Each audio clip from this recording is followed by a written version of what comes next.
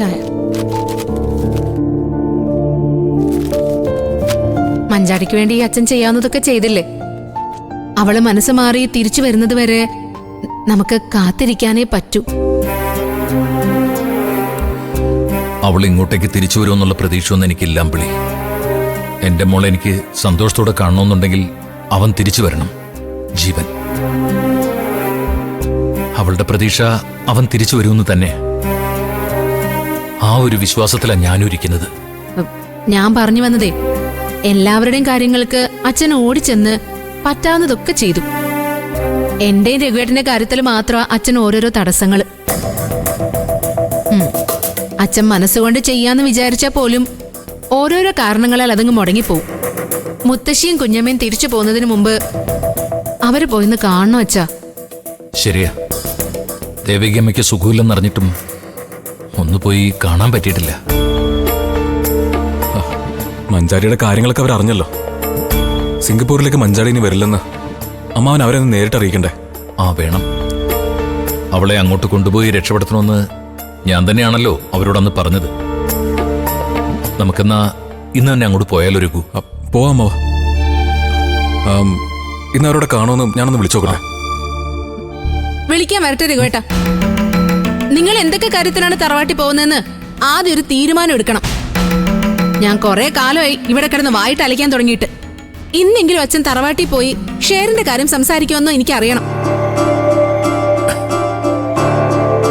എന്റെ അമ്പിളി, അതിനും കൂടി വേണ്ടിയാ പോകുന്നത്. ഇനി നിന്നോടത് പ്രത്യേകം പറയണോ?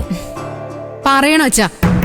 അച്ഛനും രഘുവേട്ടനും കൂടി അവിടെ പോയി മുത്തശ്ശിയുടെ സുഖവിവരം തിരക്കി മഞ്ചാരിയുടെ കാര്യവും സംസാരിച്ച് തിരിച്ചു വരും. എപ്പോഴും പറ്റുന്നത് അതാ. അമ്പിളി പറഞ്ഞ കാര്യം എല്ലാരും അങ്ങ് മറക്കും. ഇനി അത് പറ്റില്ലച്ചാ. ഇന്ന് തന്നെ തറവാട്ടി പോയി സംസാരിച്ച് ഞങ്ങളുടെ കാര്യത്തില് അച്ഛനൊരു തീരുമാനം ഉണ്ടാക്കി തന്നേ പറ്റൂ. അതെങ്ങനെയാടി? അവിടെ ചെന്ന് സംസാരിച്ച ഉടനെ അവർ നമ്മുടെ ഷെയറിങ് എഴുതരോ? അതിന് കുറച്ചൊക്കെ ടൈം എടുക്കില്ല അമ്പിളി. അപ്പോ ഇനിയും കുറെ കാലം കൂടി അച്ഛന്റെ വാലും പിടിച്ച് നടക്കാനാണോ മരുമോന്റെ തീരുമാനം? ദേ അച്ഛാ, ഇനി എന്റെ ഭർത്താവിന് ഇങ്ങനെ വിട്ടുതരാൻ എനിക്ക് പറ്റില്ല. ഒന്നുകിൽ അച്ഛൻ രഘുവേട്ടൻ എന്തെങ്കിലും ബിസിനസ് ചെയ്യാനുള്ള പണം ഉണ്ടാക്കി കൊടുക്കണം, അല്ലെങ്കിൽ ഈ മനുഷ്യനെ എന്തെങ്കിലും ജോലിക്ക് പോകാൻ വിടണം. ഇപ്പൊ തൽക്കാലം രഘു എന്റെ കൂടെ വരട്ടെ. വേണമെങ്കിൽ നീയും കൂടി വാ. തറവാട്ടി പോയി നമുക്ക് എല്ലാവർക്കും കൂടി ഷെയറിന്റെ കാര്യം സംസാരിച്ചിട്ട് വരാം. ഇനിയിപ്പോ അതിലൊരു ധാരണ എത്തിയാ രഘുവിന് ആവശ്യമുള്ള പണം എത്രയെന്ന് വെച്ചാൽ ഞാൻ എവിടെന്നെങ്കിലും ഉണ്ടാക്കി കൊടുത്തോളാം. അതുപോരെ? ആ, അത് മതി. എങ്കിൽ ഞാൻ പോയി റെഡി ആവട്ടെ. നമുക്കിപ്പൊ തന്നെ പോവാം. ആ,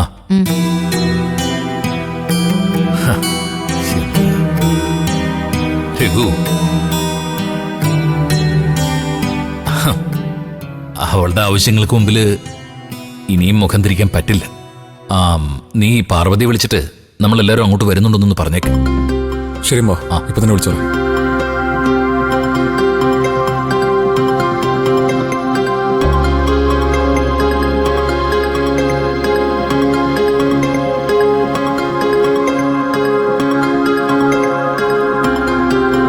ഹലോ,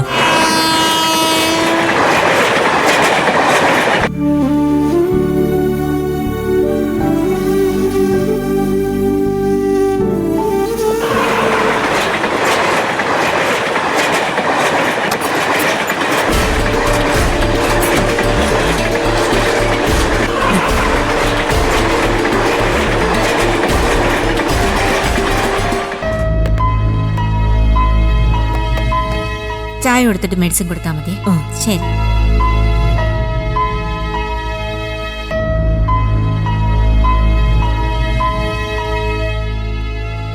രജനി, മോക്ക് കുറച്ച് ചായ കൊടുത്തേക്ക്. മോളെ മഞ്ചാടി, പതുക്കെ എഴുന്നേറ്റിട്ടേ കുറച്ച് ചായ കുടിക്ക്. ഇപ്പൊ ഒന്നും വേണ്ടമ്മേ. അതൊന്നും പറഞ്ഞാ പറ്റത്തില്ല. വല്ലതും കഴിക്കുകയും കുടിക്കുകയും ചെയ്തില്ലെങ്കിലേ മോളെ എഴുന്നേറ്റിരിക്കാൻ പറ്റില്ലെന്ന് ഡോക്ടർ പറഞ്ഞു. കുടിക്കും മോളെ, ക്ഷീണൊന്ന് മാറട്ടെ. അത് കുടിക്ക. കുടിച്ചോ? കുടിക്കും മോളെ.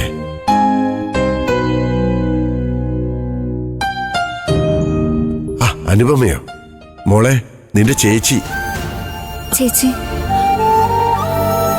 മോളെ, നിനക്കിപ്പോ എങ്ങനെയുണ്ട്?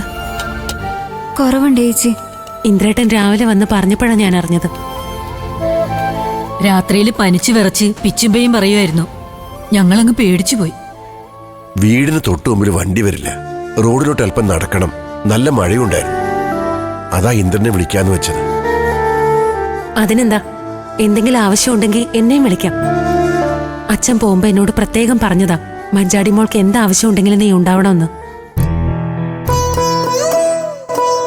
മോളിനി ഒന്നുകൊണ്ടും പേടിക്കണ്ട, ഞങ്ങൾ എല്ലാവരും മോളുടെ ഒപ്പം ഉണ്ട്.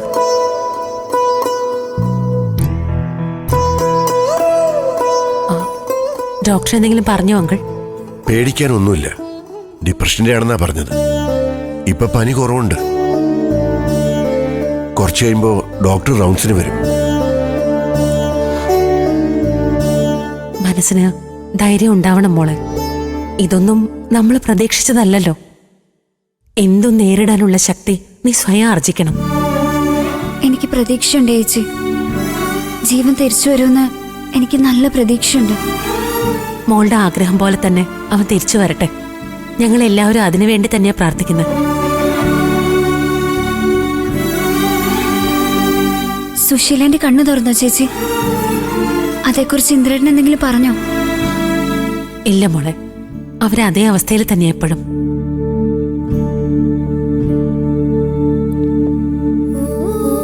ആന്റി പറഞ്ഞിട്ടാ ആസിഫ് ജീവനെ രാത്രിയിൽ തുരുത്തിന്ന് ഇറക്കിക്കൊണ്ട് വന്നേന്ന് പറഞ്ഞു. അത് സത്യമായിരിക്കോ ചേച്ചി? എനിക്കറിയില്ല മോളെ, അതൊക്കെ അവര് തന്നെയാ പറയേണ്ടത്. ചിലപ്പോ ജീവനെ ആരെങ്കിലും അപകടപ്പെടുത്തുമെന്ന് ആന്റിക്ക് തോന്നിക്കാണും. അതായിരിക്കും അവിടുന്ന് വേഗം മാറാൻ പറഞ്ഞത്. ആ, ആസിഫ് പറഞ്ഞ കാര്യം പോലീസിനെ അറിയിക്കണോ അങ്കിൾ? അവരന്വേഷിക്കട്ടെ. പോലീസ് ചോദിച്ചാ അവന് ചിലപ്പോ കൂടുതൽ കാര്യങ്ങൾ പറയേണ്ടി വരും. ഇന്നെന്തായാലും ഞങ്ങൾ പോലീസ് സ്റ്റേഷനിൽ നേരിട്ട് പോയി പരാതി കൊടുക്കാൻ തീരുമാനിച്ചിരിക്കുക.